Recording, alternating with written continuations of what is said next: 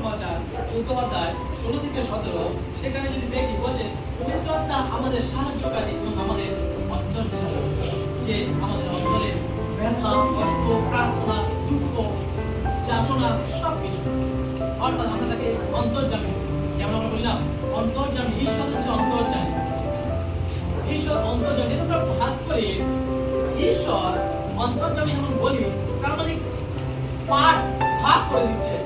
প্রভু যীশু খ্রিস্ট যখন স্বর্গে যখন চলে যায়, তিনি কি বলেছে? আমি চলে যাচ্ছি, কিন্তু আমার যে পবিত্র আত্মা আমি তোমাদেরকে পাঠিয়ে দেবো। কেন কেন তুমি পাঠাবে? কেননা যাতে তোমরা অসহায় না হও, তোমরা যে পড়ে গেলে ভুলবে, তার জন্য যেন তোমরা ভরসা পাবে যে পবিত্র আত্মা সবসময় তোমাদের সঙ্গে। হালেলুয়া। তাই বলছে তিনি আমাদের সাহায্যকারী। তাই বলছে পবিত্র আত্মা আমাদের একটা সাহায্যকারী, যে আমাদের অন্তরের ব্যথা, দুঃখ, কষ্টকে জানায়। কেন বললাম?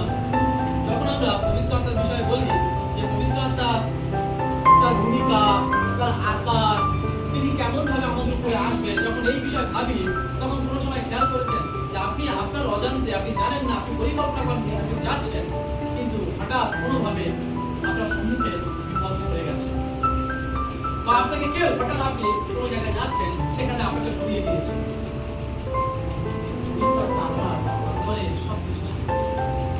আপনার অবক্তব্য প্রার্থনা, আপনি কেঁদে যাচ্ছেন, কেঁদে কি বলবেন জানেন না, পবিত্র আত্মা আপনার হালেলুয়া, পবিত্র আত্মা আপনার কথা বিশ্বাস। তাই বলছে পবিত্র আত্মা তিনি হচ্ছেন আমাদের অন্তর্যামী। বলছে প্রভু যীশু ক্রুশিত হওয়ার পরে প্রভু যীশু খ্রিস্ট যে প্রতিজ্ঞা করেছিল যে আমি আমার আত্মাকে তোমাদের উপরে পাঠাবো, তোমাদের উপরে পাঠাবো, শুধু একদিন দুদিনের জন্য নয়, বলছে স্থায়ীভাবে তোমাদের অন্তরে বসবাস করার জন্য। হালেলুয়া।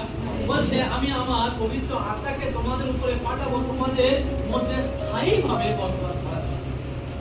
অস্থায়ী নয় যে আজকে আমার জীবনে পবিত্র আত্মাকে আমি পেয়েছি, তারপর আমার চলে গেছে, পবিত্র আত্মা আমার মধ্যে নেই, অর্থাৎ পবিত্র আত্মা আমার জীবনে কার্য করছে না। কিন্তু বলছে আমি পাঠিয়েছি এই জন্য তোমরা যখনই কোনো বিষয়ে তোমরা যাচাই করে পবিত্র আত্মা তুরন্ত বিদ্যুৎ দেয়। এই যে জামা পবিত্র আত্মা আপনার আমাদের মধ্যে উপস্থিত রয়েছে। লেখা আছে প্রভু যীশু খ্রিস্ট তার পবিত্র আত্মাকে পাঠিয়ে দেন, তিনি নেন।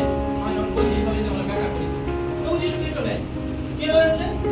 ট্রিনিটির একটা অংশ এখানে রয়েছে, ত্রিশক্তির একটা অংশ আমাদের এখানে উপস্থিত, যে আমাদের সাহায্য করছে, যে আমাদের অন্তরের ব্যথা, দুঃখ, কষ্ট, চাওয়া পাওয়াকে পিতার কাছে গিয়ে পৌঁছে দিচ্ছে, বলে দিচ্ছে এই সন্তান এই কারণে কাঁদছে, এই সন্তানের এই প্রয়োজন, এই সন্তান এই সমস্যা।